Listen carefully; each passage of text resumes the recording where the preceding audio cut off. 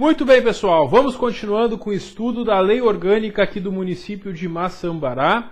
E tem agora as regras sobre os servidores públicos. Regras básicas, praticamente cópia da Constituição Federal, porque as regras mais específicas a gente vai estudar no regime jurídico aqui dos servidores do município de Maçambará.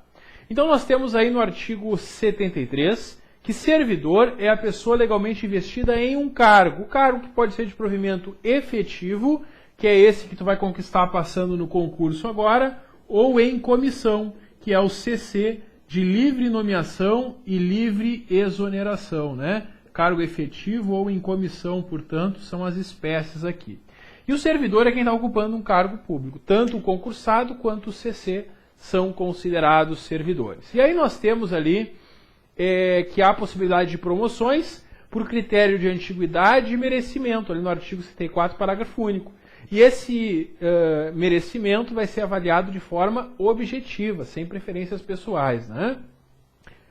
O artigo 77 traz as situações que o servidor estável pode perder o cargo, que depois que tu passa do probatório de 3 anos, tu só pode ser mandado embora em razão de uma sentença judicial transitada em julgado, processo administrativo que tenha te assegurado ampla defesa, ou ainda o procedimento de avaliação periódica, né? Assegurada também ampla defesa na forma de lei complementar, que ainda não foi feita esta lei. Quando existir esta lei, vai ser possível essa forma também. E aí, quando é invalidada uma demissão por uma injustiça, o servidor que volta, ele é reintegrado, como a gente vai ver certinho como funciona lá no regime jurídico.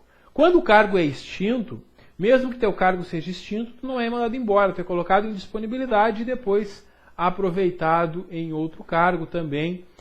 Essa disponibilidade é com proventos proporcionais, assunto que a gente também vai aprofundar lá no estudo do regime jurídico dos servidores. E o artigo 80 traz ali uma série de consequências que vão acontecer quando o servidor for investido no mandato eletivo. E aí eu fiz um esqueminha ali na sequência com essa situação, né? É o seguinte: servidor da Prefeitura de Maçambará foi eleito deputado, senador, governador. Bom, aí ele vai ficar afastado do cargo aqui em Maçambará e vai assumir o mandato. Não vai receber em Maçambará, vai receber por lá. Quando terminar o mandato, ele volta e reassume seu cargo. Se ele for eleito prefeito, ele também vai ser afastado. Mas aí ele pode optar pela remuneração que for melhor. Se ele, como servidor, ganhar mais do que um prefeito, ele pode assumir como prefeito e continuar com a remuneração de servidor.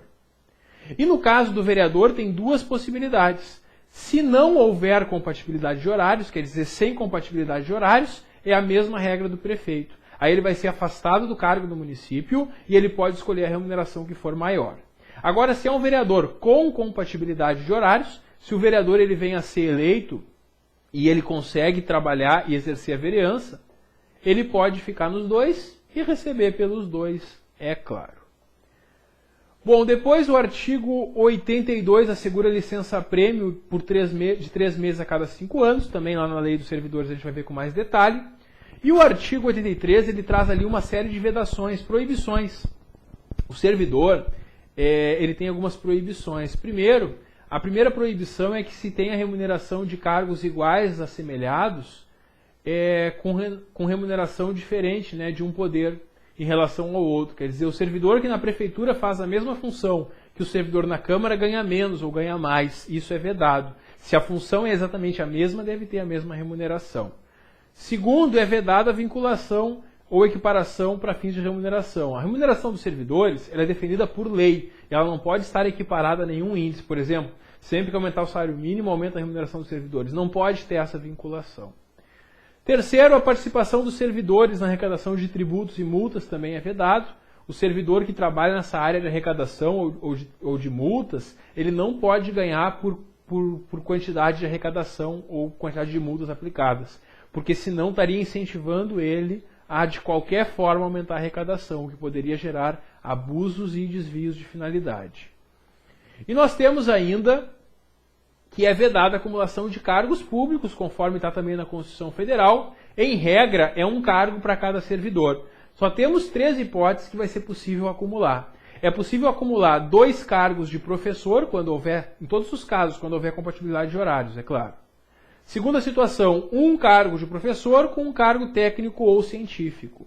E a terceira hipótese são 2 cargos de profissões regulamentadas na área da saúde. Médico, enfermeiro, psicólogo que atue na saúde, assistente social que atue na saúde, fisioterapeuta, fonoaudiólogo e assim por diante. Então essa é a ideia principal que nós temos aqui sobre os servidores aqui no município. Muitas dessas coisas a gente vai voltar a ver também lá no regime jurídico dos servidores. Depois o título 4 traz os conselhos municipais. O município vai ter conselhos, né, que tem a finalidade de orientar, planejar, interpretar e julgar, né, matéria de sua competência. Vai ter lá o Conselho de Saúde, Conselho de Educação, Conselho de Segurança Pública e assim por diante. O conselho, né, ele é formado então para auxiliar na tomada de decisões, aí, tendo pessoas do município, do órgão público e também da comunidade participando dos conselhos para debater esses assuntos. Bom, depois vem aqui a organização financeira, econômica e social, e nós temos 3 normas orçamentárias que são muito importantes. O Plano Plurianual, que é o PPA, é um planejamento orçamentário de investimentos para 4 anos, o prefeito faz no seu primeiro ano de mandato. E todo ano vai ter a Lei de Diretrizes Orçamentárias, a LDO, e o Orçamento Anual, a LOA. Essas leis vão tratar da despesa anual. A LDO, ela traz as regras, as diretrizes que devem ser observadas ao elaborar o orçamento. E a Lei Orçamentária Anual, ou Orçamento Anual, é o orçamento propriamente dito. Lá no orçamento vai constar especificamente quais são as despesas, quais são as receitas previstas para o município naquele ano. E ao longo do ano vai se acompanhando a execução do orçamento para evitar que chegue no fim do ano e não tenha mais dinheiro. Então como é que se faz isso? O parágrafo 3º do artigo 96 prevê que o Poder Executivo, a Prefeitura, deve publicar até 30 dias após encerrar cada bimestre um relatório resumido da execução orçamentária. Então, fechou o primeiro bimestre do ano, janeiro e fevereiro. Dentro de 30 dias, a Prefeitura vai publicar um relatório resumido. No relatório vai constar as despesas e as receitas daquele período, para ver se esses 2 meses estão de acordo com o que foi planejado para o ano inteiro. Porque vai se acompanhando bimestre por bimestre para garantir que no final do ano vai ter recurso suficiente para cobrir, né, as necessidades do município. Então essa que é a ideia do orçamento.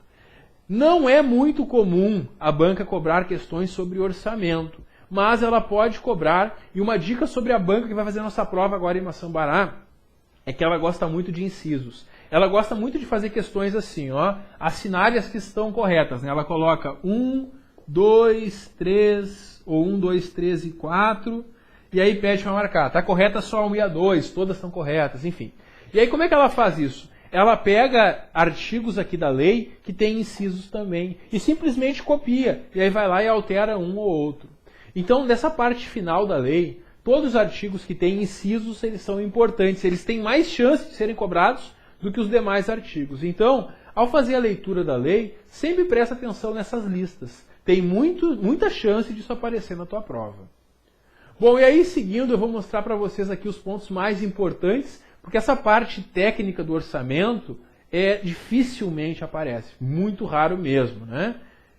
Mas eu destaco para vocês uma lista muito importante, que é a do artigo 98. Vamos comigo lá no artigo 98.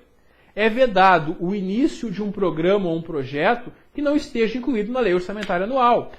Tudo que vai ser gasto e realizado tem que constar antes lá na lei orçamentária. Segundo, é vedada a realização de despesa ou assumir obrigações diretas que excedem os créditos orçamentários ou adicionais. Não pode gastar mais do que está previsto no orçamento. Se precisar mais durante o ano, pode abrir um crédito adicional, mas não pode gastar mais do que o crédito.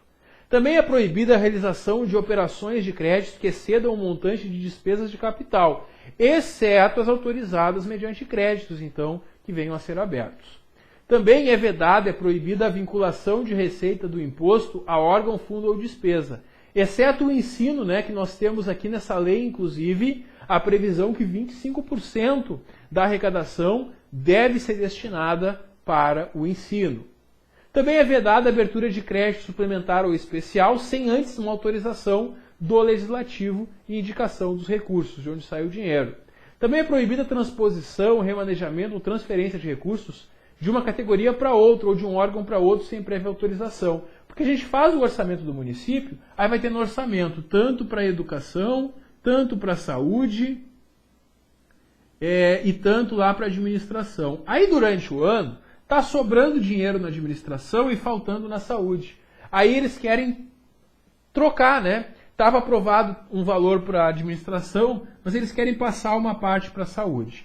Para fazer essa alteração, tem que ter uma lei antes. Pode ser feita, desde que por lei. A vedação é fazer essa transposição, remanejamento, sem prévia autorização. Então vai ter que mandar um pedido de autorização para os vereadores, para a Câmara de Vereadores autorizar, e aí sim pode fazer. Também é vedada a concessão e utilização de créditos ilimitados, todos os créditos têm um valor, um limite de despesas. É vedada a utilização sem autorização específica do Legislativo de recursos do município para suprir necessidade ou cobrir déficit de empresas que o município faça parte. E é vedada ainda a instalação de fundos de qualquer natureza, sem antes estar aprovado também pelo Legislativo, pela Câmara de Vereadores. Muito bem. Outro ponto bastante importante, eles são os prazos que existem para envio. Primeiro, os prazos que o prefeito tem para mandar o projeto de lei orçamentário para a Câmara e o prazo que a Câmara tem para apreciar e devolver para o prefeito sancionar. Porque as normas orçamentárias, as três, elas são leis. E como leis, são de iniciativa do Executivo, nesse caso, o prefeito encaminha para a Câmara e a Câmara depois devolve para o prefeito sancionar. Só que tem prazo, porque essas leis têm que ser aprovadas para que se possa utilizar o recurso público. Então nós temos os seguintes prazos aqui num quadrinho que eu montei. Para o PPA, no primeiro ano do mandato apenas, porque ele vale por 4 anos, só no primeiro ano o prefeito manda até o dia 31 de maio e a Câmara tem que devolver até 15 de agosto também desse primeiro ano. A LDO, todo ano, o prefeito vai mandar até o dia 30 de junho e a Câmara vai devolver até o dia 15 de agosto de cada ano. E a lei orçamentária anual, o prefeito tem que enviar até dia 31 de outubro e a Câmara tem que devolver até o dia 30 de novembro. Porque aí tem o mês de dezembro para organizar, promulgar o orçamento, porque no mês de janeiro ele já começa a ser executado. Muito bem. Então é isso que nós temos aqui. O parágrafo 2º desse artigo 103 prevê, no entanto, que no ano de eleição municipal, que é o último ano do mandato, o prazo único para a remessa dos projetos vai ser 15 de novembro, sendo imprescindível a participação já do prefeito eleito na elaboração desses projetos. Porque no último ano vai ser feito o orçamento para o primeiro ano do mandato do novo prefeito. Por isso que é importante essa participação. O artigo 105 traz uma lista, e por ser uma lista é importante, trazendo princípios aqui que o município vai ter ao organizar a sua economia. Então é importante também memorizar esses princípios, que a banca pode também alterar um ou outro aqui e trazer uma questão nesse formato de lista, como eu comentei, que a banca faz bastante, né? Bom, temos ainda no artigo 113, que é a obrigação do município de desenvolver programas de interesse social para facilitar o acesso da população para habitação. E nesse tipo de trabalho, o município deve priorizar a regularização fundiária, que é regularizar habitações que estão lá sem escritura, dotação de infraestrutura básica e equipamentos sociais, principalmente ali a questão de saneamento básico, e a implantação de empreendimentos habitacionais. São 3 prioridades que o município vai ter nessa área habitacional. O artigo 114 traz ali os objetivos, né? O que o município visa ao elaborar o seu planejamento, né? E claro, ele vai visar melhorar a qualidade de vida da população, promover a definição e realização da função social da propriedade urbana, a ordenação territorial, prevenir e corrigir distorções no crescimento urbano, no crescimento do município, distribuir benefícios e encargos do seu processo de desenvolvimento, inibindo especulação imobiliária e os vazios ou excessiva concentração urbana. Também promover integração, racionalização e otimização da infraestrutura urbana básica, impedir agressões ambientais, preservar sítios, edificações e monumentos de valor histórico, artístico e cultural, e também promover o desenvolvimento econômico. Bom, mais adiante nós temos ali, no artigo 122, como não poderia deixar de ser, que é gratuito o ensino nas escolas municipais, é claro. E o artigo 123 prevê que cabe ao município, então, realizar o censo dos educandos, fazendo chamada anualmente, e passados 10 dias úteis do pedido de vaga, se depois de 10 dias úteis que foi solicitada uma vaga de ensino fundamental, se não for dada essa vaga, a autoridade incorre em responsabilidade, porque o município não pode deixar nenhuma criança fora da escola de ensino fundamental. O artigo 126 prevê o mínimo que o município deve aplicar à educação, que é no mínimo 25% do orçamento. Vem lá da Constituição Federal, essa regra de orgânica traz aqui no artigo 126. O artigo 127 traz deveres do município ao amparar e fomentar desporto, lazer e recreação, né? Ele deve buscar ali, então, a promoção prioritária do desporto educacional, a dotação de instalações esportivas e recreativas para as escolas municipais e garantia de condições para a prática de educação física, lazer e esporte a pessoa com deficiência sensorial e mental. Temos ainda aqui na parte final, no artigo 130, que cabe ao município definir uma política de saneamento básico, interligada, claro, com programas federais e estaduais. As ações do município em defesa do meio ambiente são compatibilizadas também com a União e com o Estado, como não poderia deixar de ser. O artigo 132, ele assegura transporte escolar gratuito, mantido pela comunidade com colaboração do poder público para os estudantes do primeiro grau. O município garante, então, esse ensino, esse transporte, né? Porque não basta dar escola, tem que dar condições para as crianças conseguirem frequentar a escola, principalmente os mais necessitados, né? Também o artigo 134 prevê que nas escolas rurais deve constar obrigatoriamente a disciplina de técnicas agrícolas, priorizando, né, as culturas da região, incentivando então as pessoas das escolas rurais a terem esse conhecimento que vai ser útil, né, no dia a dia futuro, né, dessas pessoas. Temos ainda no artigo 136 que, dentre as formas de cultura, o município prioriza a tradição e o folclore, dispondo inclusive de recursos financeiros, né, para estimular e assistir essa manifestação cultural. E temos, por fim, o artigo 138, que prevê que os estabelecimentos especializados em atividades de educação física, ginástica, fisicultura, esportes e recreação estão sujeitos a registro, supervisão e orientação normativa do município, certo? Então é isso, pessoal.